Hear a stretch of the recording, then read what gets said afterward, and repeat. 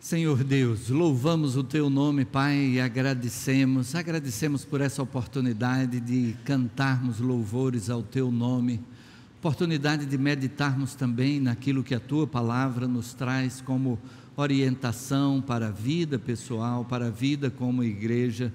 Pedimos, Pai, que o Teu Espírito esteja falando a cada coração nesta hora, conforme a Tua vontade, e que aquilo que Tu tens como propósito possa se cumprir na vida de cada um de nós, na Tua igreja, neste lugar, no Teu reino ao redor do mundo.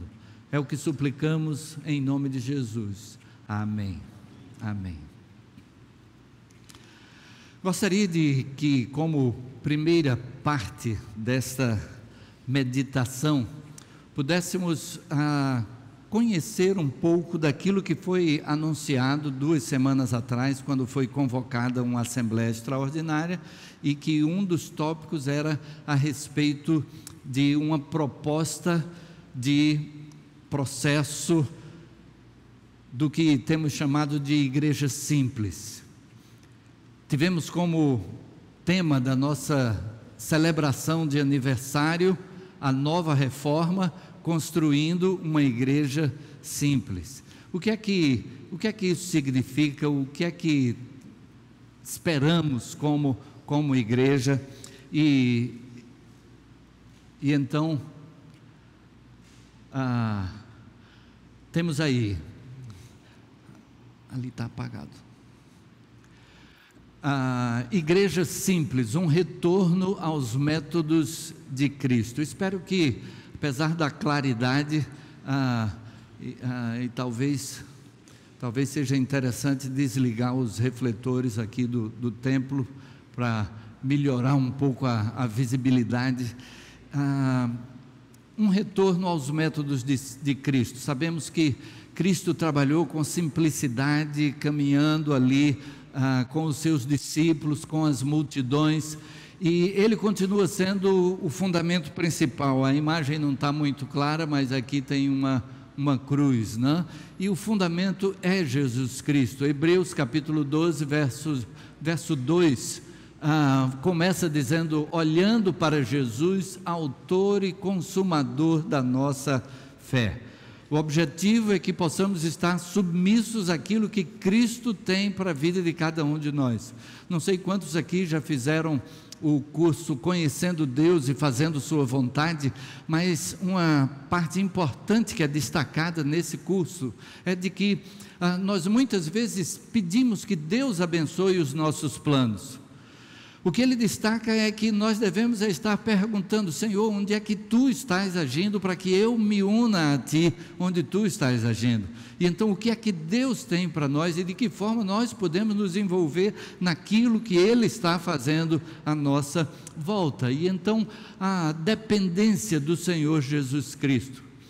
Aqui o texto diz: temos trabalhado para o cumprimento da nossa missão. Como igreja temos tido diversas atividades, são 67 ministérios na nossa igreja, 67 oportunidades de serviço, atividades semanais, atividades especiais, e o que questionamos é: será que a gente pode estar sendo como esse guri aí, que vai carregando sua mochila cheia de tanto livro que ele quase não consegue andar? E então, todos os livros ali, é claro, são importantes para o ensino, mas de repente pode ser que isso esteja representando uma sobrecarga.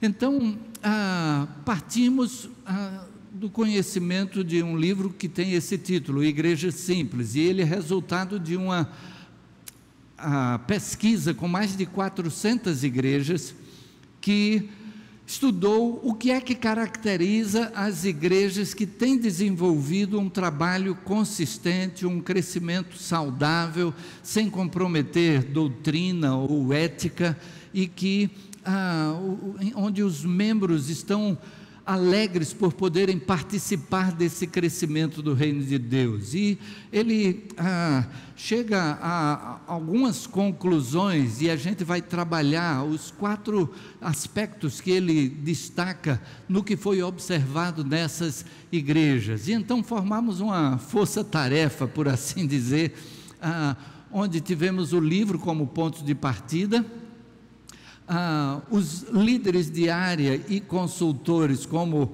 aqueles que estiveram envolvidos, então os líderes de cada área ministerial da igreja, junto com 2 pessoas, um deles Daniel, meu filho, que lá em casa viu esse livro, e sendo que ele estava responsável por definir o processo de funcionamento no grupo de pesquisa de que ele participava na Universidade Federal de Pernambuco, dentro do Centro de Informática da universidade. E ele estava responsável por definir o que é que representava esse trabalho, o que é que as pessoas, então, o que é que se esperava das pessoas e o que é que as pessoas deviam esperar também do trabalho que era desenvolvido. E ele viu esse livro, viu que tinha a ver com aquilo em que ele estava envolvido e utilizou as ferramentas desse livro no trabalho dele lá na Federal.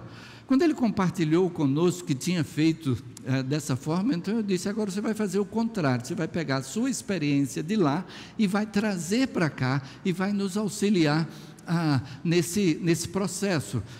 Nós já tínhamos feito a leitura do livro junto com todos os líderes de área, e agora a gente partiu então para essa aplicação prática. E então estivemos reunidos durante aproximadamente 6 meses, e com reuniões praticamente semanais, reuniões em torno de 2 horas, e trabalhando em cima de alguns questionamentos. E então, quais são esses questionamentos,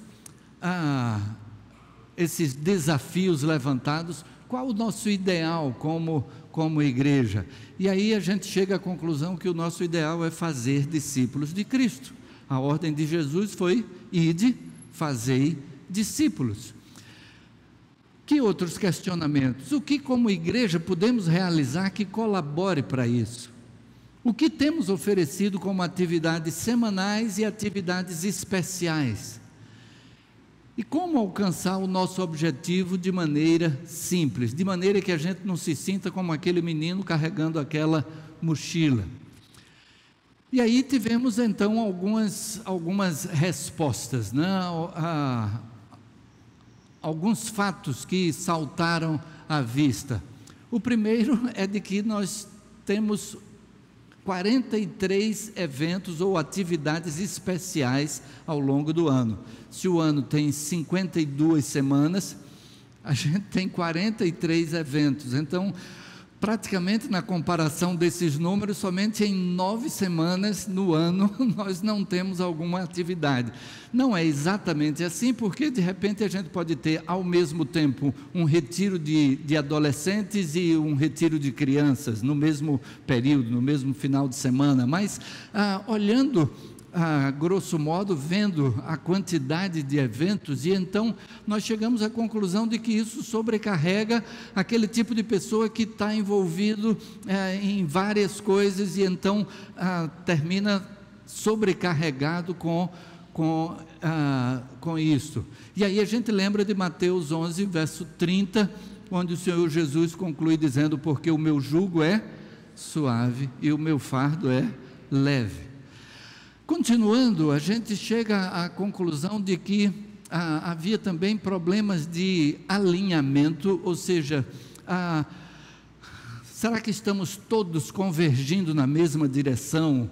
Será que tem alguém que está fazendo o seu trabalho, desenvolvendo o ministério, mas tipo carreira solo, né? Olhando para aquilo que está tendo em mente, mas que pode não estar contribuindo para o objetivo final, que é aquele que a gente viu no começo: fazer discípulos de Cristo.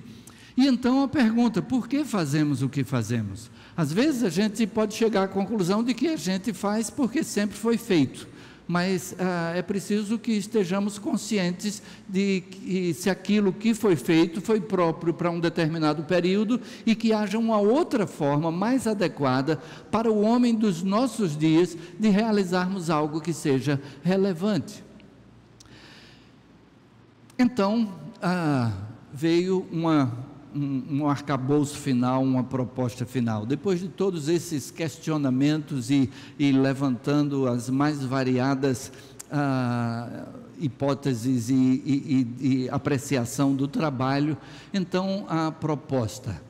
E essa proposta está baseada exatamente naqueles 4 elementos que o livro apresenta como resultado da pesquisa feita, de que essas 4 coisas que caracterizam essas igrejas são clareza, movimento, alinhamento e foco. Clareza, movimento, alinhamento e foco. A gente vai ver um pouquinho a respeito disso. Em primeiro lugar, a clareza.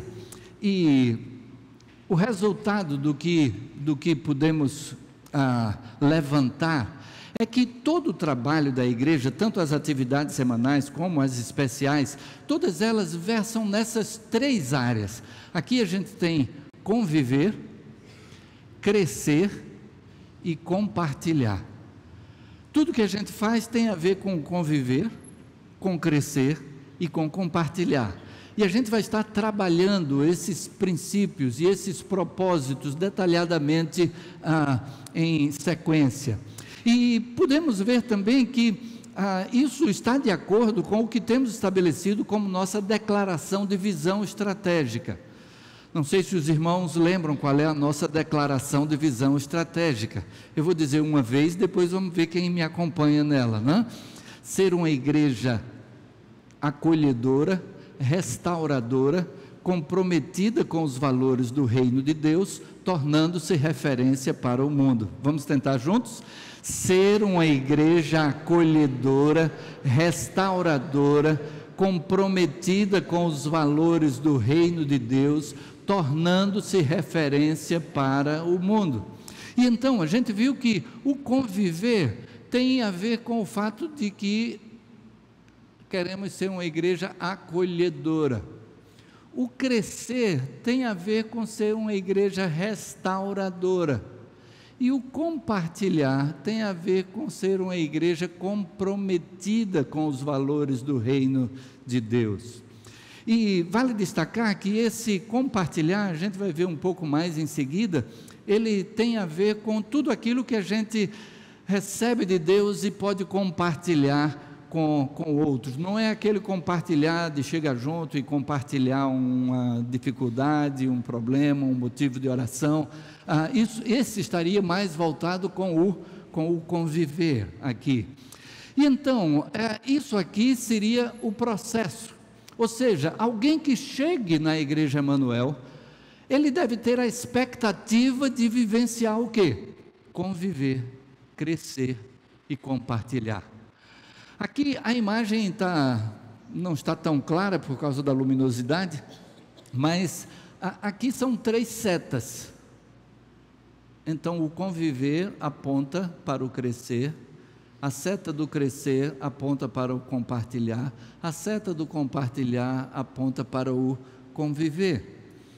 E então a gente pode ter como uma maneira de observar o que é que se esperaria que um membro da igreja, aquele membro que a gente diz, poxa, esse é um membro nota 10, essa é uma pessoa que tem trabalhado realmente pela igreja, em que é que ele estaria envolvido? Em primeiro lugar, ele participa de pelo menos um culto semanal, Ele também está participando de um pequeno grupo multiplicador. Ele reserva uma noite na semana, ou talvez à tarde do sábado, para ter aquele encontro de convivência, né, com outras pessoas. Ele estuda na escola bíblica Emanuel, e então após o culto da manhã temos a escola bíblica, e ele está interessado em se aprofundar no conhecimento da Bíblia.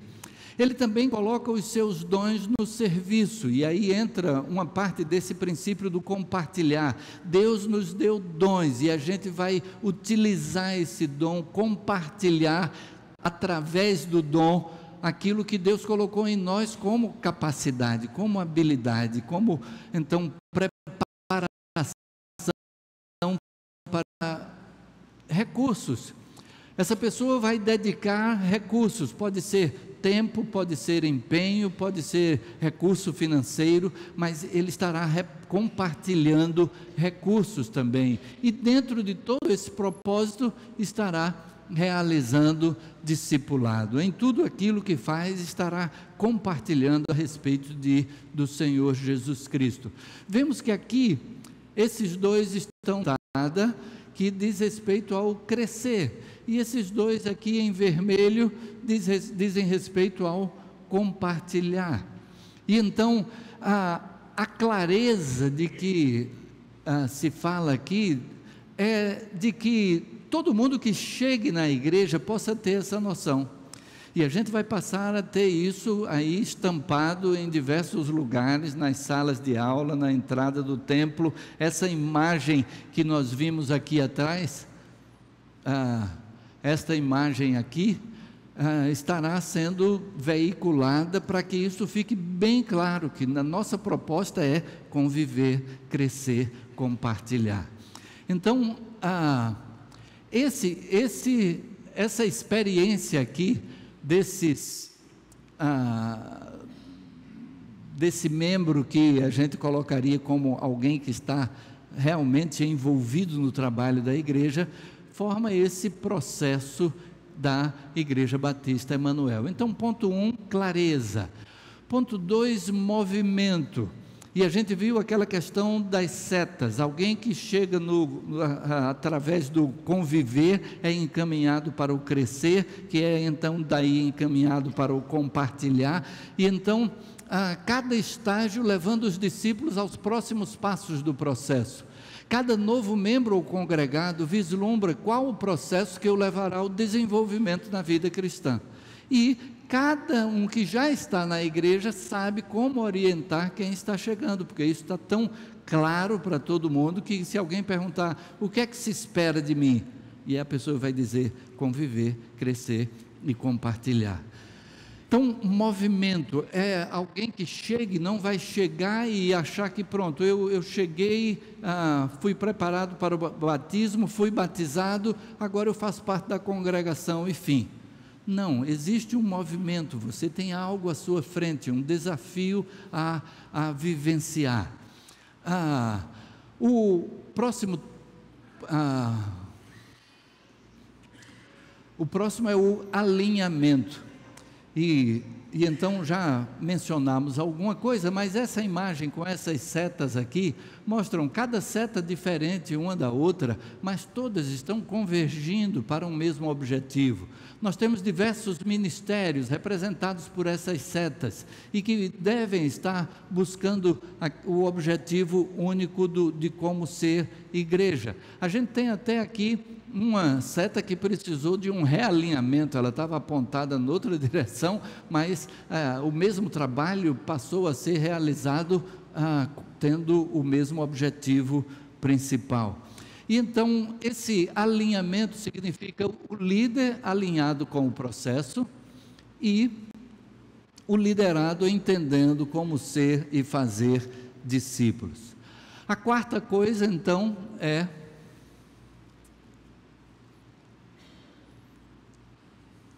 foco. E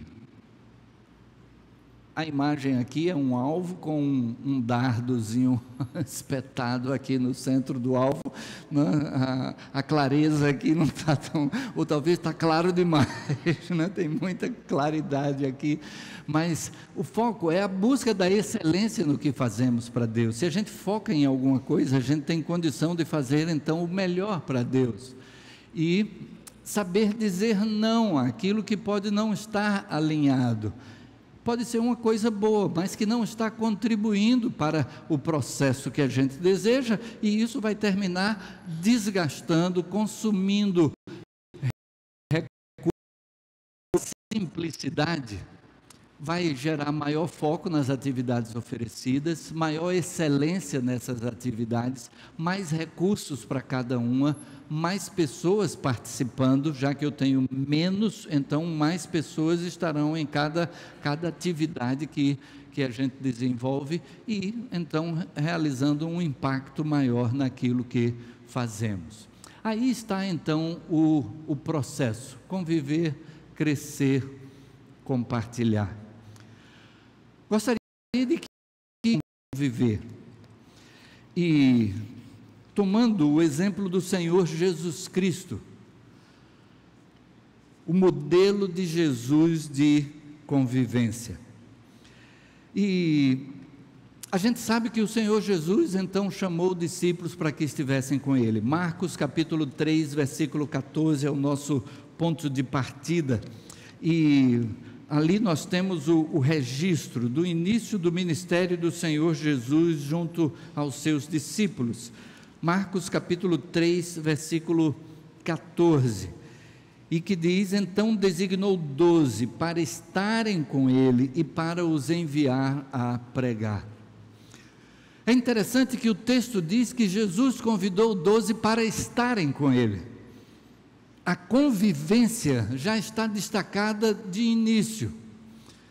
E para que a gente possa cumprir com aquilo que o Senhor Jesus deixou como a grande comissão, ide, fazei discípulos de todas as nações, batizando-os em nome do Pai, do Filho e do Espírito Santo, ensinando-os a observar todas as coisas que eu vos tenho mandado. Gosto sempre de destacar o ensinando-os a observar. Daqui eu posso ensinar os irmãos tudo que Jesus mandou. Mas para ensinar a observar tudo que Jesus mandou, é necessário que você conviva comigo para saber como é que eu observo, como é que eu obedeço o que Jesus mandou, de que forma eu aplico na minha vida. E assim é realidade na vida de cada um de nós. Cada crente só vai poder ensinar a obedecer a Jesus se aquela pessoa a quem você está ensinando está junto de você e está vendo como é que você obedece a Jesus. E então, para o cumprimento da grande comissão, é imprescindível isso que Jesus tratou de estabelecer desde o princípio. Ele convidou 12 para que estivessem com ele, para que pudessem conviver com ele. E então ele teve essa convivência cotidiana, contando com a companhia dos discípulos, até mesmo desfrutando da hospitalidade deles. Os evangelhos registram que o Senhor Jesus se hospedava na casa de Simão Pedro, em Cafarnaum. A gente vai ter o exemplo de Levi, que, sendo publicano, sendo um cobrador de impostos, e ao ser convidado por Jesus para que o seguisse, ele largou tudo, seguiu a Jesus, mas primeiro ele fez uma refeição e chamou todos os seus amigos publicanos e chamou Jesus. E Jesus estava então desfrutando da hospitalidade de Levi, e no meio daquela hospitalidade ele estava ensinando pessoas, ele estava convivendo com as pessoas estavam vendo quem era Jesus. Ele demonstrou o amor de Deus, e lá em João capítulo 13, verso 1, o apóstolo João diz: ora, antes da festa da Páscoa, sabendo Jesus que era chegada a sua hora de passar deste mundo para o Pai, tendo amado os seus que estavam no mundo, amou-os até o fim. O Senhor Jesus, tudo que ele fez ali com os discípulos foi resultado do seu amor, e ele os amou até o fim. Ele exerceu cuidado e proteção para com eles. No momento em que ele está fazendo a oração sacerdotal, lá em João 17, ele diz ao Pai: enquanto eu estava com eles no mundo, João 17, 12, quando estava com eles, guardava-os no teu nome que me deste, e protegi-os, e nenhum deles se perdeu, exceto o filho da perdição, para que se cumprisse a Escritura. Jesus cuidava mesmo até da proteção dos discípulos. Isso fica claro no momento em que Jesus está sendo preso. Quando Jesus está sendo preso e chegam os soldados acompanhados de Judas, E Jesus pergunta: a quem buscais? E os soldados dizem: a Jesus o Nazareno. E ele diz: sou eu. E a maneira como ele se apresenta é tão impactante que o texto bíblico diz que os soldados caíram no chão, eles recuaram e caíram no chão. Mas Jesus pergunta de novo: a quem é que vocês estão procurando? A quem buscais? E eles dizem de novo: a Jesus o Nazareno. E Jesus então diz, então lhes disse Jesus: já vos declarei que sou eu, se é a mim, pois, que buscais, deixai ir estes, para se cumprir a palavra que dissera: não perdi nenhum dos que me deste. Mesmo a proteção que ele exerceu para com os seus discípulos, ensinando, compartilhando o ensino que vem de Deus. E mesmo Jesus, sendo Jesus, ele deixa claro que aquilo que ele ensinou é o que ele recebeu do Pai.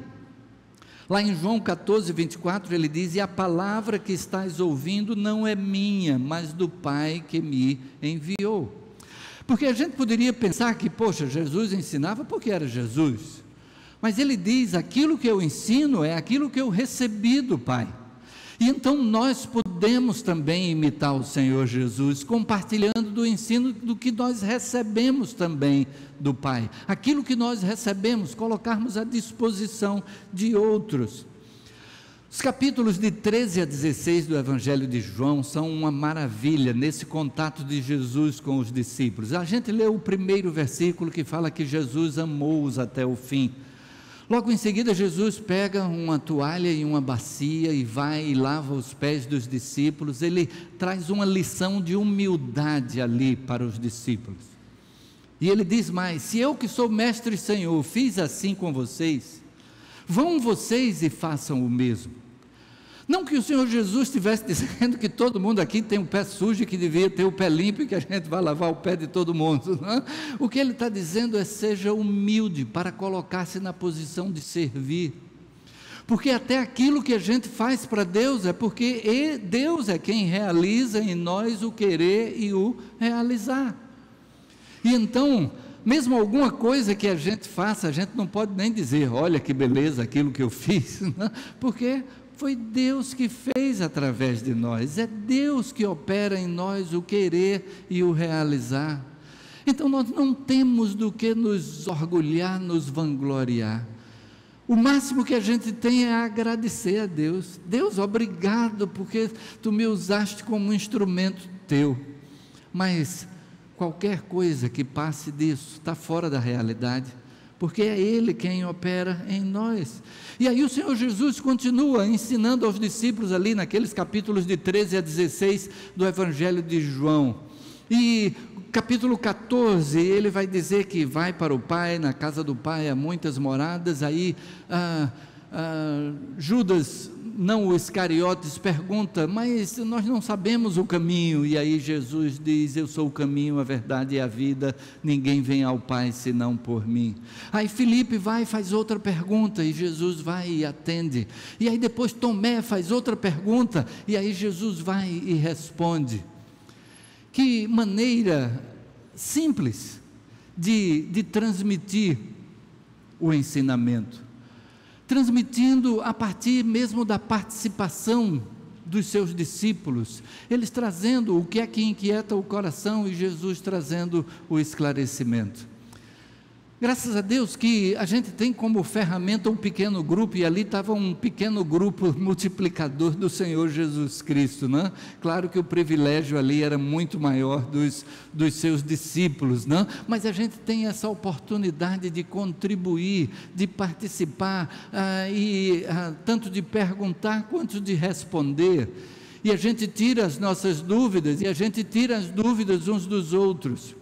E dessa maneira a gente vai crescendo. O Senhor Jesus fazia assim, ensinando os seus discípulos, e treinando e enviando. Quando nós lemos no começo que ele escolheu 12 para que estivessem com ele, o texto continua dizendo: e os mandasse a pregar.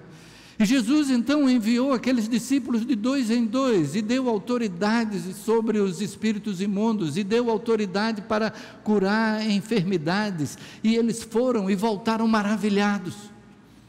E quando voltaram, o texto que se refere ao mesmo momento, sendo que com os 70, aqueles 70 voltaram admirados com tudo que acontecia. E aí Jesus disse: alegrai-vos, não porque os espíritos imundos se vos submetem, mas alegrai-vos porque o vosso nome está escrito no livro da vida. E então o maior milagre, o milagre mais importante, é ver pessoas que tinham a sua condenação, todos nós, cada um de nós, que tínhamos a nossa condenação por causa do nosso pecado, termos o nosso pecado perdoado, porque Cristo levou sobre si na cruz, e nós temos o nome escrito no livro da vida. Cristo pagou o preço para que nós pudéssemos estar reabilitados diante de Deus, de estar na presença de Deus e com a certeza de estar com Ele por toda a eternidade. E então o Senhor Jesus foi treinando e enviando e capacitando aquelas pessoas que estavam à sua volta, sendo um instrumento de transformação de vida. A gente tem um exemplo disso no apóstolo João. João era um daqueles dois irmãos, né, filhos de Zebedeu, e que eles receberam um apelido. Como é que era o apelido? Boanerges, filhos do trovão. Eu fico imaginando como era no momento que chegavam Tiago e João no meio dos discípulos. Jesus estava ensinando uma tranquilidade, entravam os dois correndo assim, e fazendo um alvoroço, e aí pronto, chegaram os filhos do trovão aqui. E aqueles dois foram aqueles que chegaram para Jesus para dizer: mestre, que um sente à direita e outro à tua esquerda, quando estabeleceres o seu reino. E aí depois a gente vai ver o apóstolo João, que é conhecido como o apóstolo do amor. A gente vai ver o apóstolo João tendo a sua vida transformada e ensinando: filhinhos, amai-vos. E a gente tem um outro exemplo extraordinário de um encontro com Jesus, já depois da sua morte e ressurreição, quando ele tem um encontro com o apóstolo Paulo. E Paulo, que era aquele que perseguia a igreja, depois daquele encontro com Jesus, há uma inteira transformação. E quando Paulo chega em Jerusalém, ninguém entende o que é que está acontecendo. Quem é esse? Saiu um Paulo, voltou outro. Saiu um que era perseguidor da igreja, esse agora está pregando no nome de Jesus. E instrumento de transformação de vidas. Mas Jesus teve contato também com os excluídos, aquelas pessoas que eram abandonadas na sociedade. Tantos exemplos. A gente pode pensar em Zaqueu, e Zaqueu está ali em cima daquele sicômoro, e Jesus vai passando embaixo, e eu fico imaginando se as multidões ao redor não estejam olhando para Zaqueu, e pensando assim: mas olha onde está o publicano, olha onde está o baixinho publicano, olha onde ele foi subir. E talvez hoje a juventude dissesse: olha o mico que o Zaqueu está aprontando ali. Mas de repente Jesus chega e diz: Zaqueu, Jesus tem um tratamento diferente do restante da multidão. Nessa minha imagem imaginativa, né? Eu estou imaginando aqui que as multidões fizessem isso. Não sabemos se fizeram, mas presumo que sim. Mas o que é verdade é que Jesus chega e toma uma atitude completamente diferente. Jesus diz: Zaqueu, desce depressa, porque eu hoje vou me hospedar com você. E o texto diz que Zaqueu apressou-se e desceu e recebeu a Jesus Cristo. E houve transformação de vida ali também. A gente sabe o resultado, né? Zaqueu diz: Senhor, se em alguma coisa tenho roubado alguém, eu restituo 4 vezes mais, e eu dou metade dos meus bens para o sustento dos pobres. A gente pode pensar no próprio Levi, que foi mencionado também publicando, a mulher samaritana, uma mulher, um judeu falando publicamente com uma mulher, e ainda mais uma mulher samaritana. A mulher adúltera que é trazida à presença de Jesus lá em João capítulo 8, e as pessoas dizem: olha, a lei diz que essa mulher tem que ser apedrejada, tem que ser morta, e tu o que dizes? E aí Jesus diz: quem não tiver pecado, atire a primeira pedra. E as pessoas vão saindo, saindo, até que fica só a mulher diante de Jesus, dentre aqueles que o acusavam, todos se retiraram, que a acusavam, todos se retiraram, e aí Jesus diz: ninguém te condenou? Ninguém, Senhor. Eu também não te condeno, mas vai e não peques mais. Perdão e ao mesmo tempo exortação, correção. A gente poderia citar o leproso samaritano que volta para agradecer a Jesus, até o ladrão na cruz, aquele homem condenado ali, mas que apela para Jesus Cristo, e Jesus diz: hoje mesmo estarás comigo no paraíso. A gente poderia citar Maria Madalena, que teve 7 demônios expulsos dela, e que ela depois começa a seguir a Jesus, e lá em Lucas capítulo 8, ela está entre aquelas mulheres que acompanham a Jesus, servindo a Jesus e aos discípulos com os seus bens. A gente poderia citar o endemoniado gadareno, que teve sua vida transformada também pelo Senhor Jesus, e ele queria seguir a Jesus, quer subir no barco com Jesus, aquele que Jesus expulsou uma legião, e ele, depois de liberto, quer ir no barco junto com Jesus. Jesus diz: não, mas vai para os teus e conta tudo quanto Deus te fez. E ele se torna o evangelizador em 10 cidades daquela região, e as pessoas ficam admiradas da sua história. Jesus trabalhou com os discípulos, Jesus trabalhou com os excluídos, Jesus trabalhou também com as multidões, e ele trabalhou alimentando e vendo a multidão que vinha ter com ele, disse a Filipe: onde compraremos pão para estes comerem?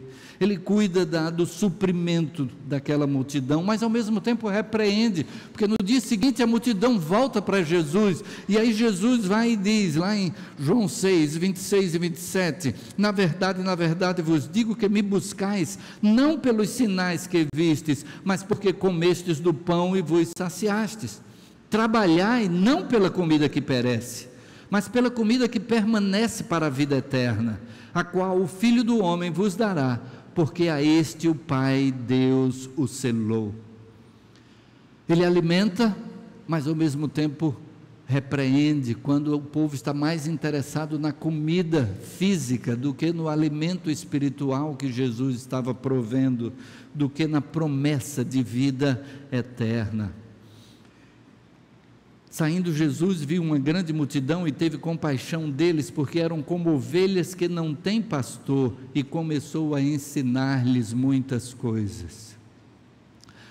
O Sermão da Montanha é uma maravilha do ensinamento de Jesus. Mateus, então, faz aquela narrativa agrupada de uma série de ensinamentos que ocupam os capítulos 5, 6 e 7 do Evangelho de Mateus. E cada trecho daquele sermão é de uma riqueza extraordinária. E Jesus está ali ensinando a multidão e sendo um instrumento de transformação de vidas através desse ensino às multidões também. Nós citamos a mulher samaritana que encontra com Jesus ali ao lado do poço, mas logo em seguida, depois que ela reconhece que Jesus é o Messias, ela vai para a sua cidade e diz: olha, eu encontrei um homem que me disse tudo a respeito da minha vida. Será que esse não é o Messias? E então convida as pessoas a virem a Jesus. E essas pessoas, depois de ouvirem a Jesus, depois de conviverem com Jesus, durante 2 dias o Senhor Jesus permaneceu ali naquela cidade, e o texto bíblico diz que no final as pessoas voltaram para a mulher samaritana e disseram: agora nós cremos não apenas pela sua palavra, mas porque nós temos visto, porque nós temos experimentado, porque nós temos convivido com Ele. Jesus é esse modelo de convivência para nós, um modelo de convivência que cuida, que supre, mesmo ensina, repreende até, como vimos, e é instrumento de transformação de vidas. O que é que nós podemos ter como propósito de vida? Aquilo que a gente viu lá no texto de Hebreus, né? Hebreus capítulo 12, versículo 2, olhando para Jesus, autor e consumador da nossa fé. O Senhor Jesus chamou 12 para que estivessem com Ele, e o nosso propósito é que possamos estar convivendo também com outras pessoas, que possamos estar através da nossa convivência, refletindo quem é Jesus, refletindo aquilo que Jesus fez com os seus discípulos, mesmo com aquelas pessoas que eram excluídas da sociedade, com as multidões, e as pessoas podiam ver a Jesus, convivendo com Ele, vendo o que era realidade na sua vida, no seu ensino, e as pessoas se admiravam, porque Jesus ensinava como quem tem autoridade e não como os escribas. Como quem tem autoridade. Uma das coisas dessa autoridade é a gente vivenciar aquilo que a gente ensina, e se a gente está disposto a vivenciar, a gente vai estar disposto até a reconhecer os erros. Alguém pode dizer, não quero ninguém perto de mim, porque senão as pessoas vão ver os meus erros, mas ver os próprios erros é o primeiro passo para que a gente possa experimentar transformação, experimentar aquilo que Deus tem para nós como propósito. Ninguém aqui é perfeito, todos somos imperfeitos a partir de mim, e o que precisamos é estar prontos a conviver de tal forma que as pessoas vejam os erros e nos ajudem naquilo que é necessário ser consertado. O Senhor Jesus conviveu com os seus discípulos, que possamos ter isto como um valor na nossa igreja, conviver, que possamos utilizar o pequeno grupo para isso, que possamos cuidar uns dos outros, que essa semana o pastor Júlio mencionou a cirurgia de Júnior, esposo de Kelsiene, e eu já tive não apenas o contato com Júnior e Kelsiene a respeito disso, e estive viajando nessa semana, participando da reunião do Conselho da Convenção Batista Brasileira no Rio, mas de lá consegui fazer contato com Kelsiene e tal. Mas o que eu quero destacar é que eu recebi mensagens de gente do grupo deles, dizendo, olha pastor, preste atenção que Júnior se operou, e eu digo, que bênção, que tem gente cuidando de gente, tem gente que está atenta às necessidades, que está participando da vida uns dos outros, e tudo isso aponta na direção de caminharmos para sermos iguais a Jesus Cristo. Igual a gente não vai conseguir, mas a gente está na caminhada, né? Olhando para Jesus, autor e consumador da nossa fé, que nestes passos que estaremos dando de explicitação, de clareza a respeito deste processo, possam nos fazer caminhar cada dia mais para perto do Senhor Jesus Cristo. Amém. Amém.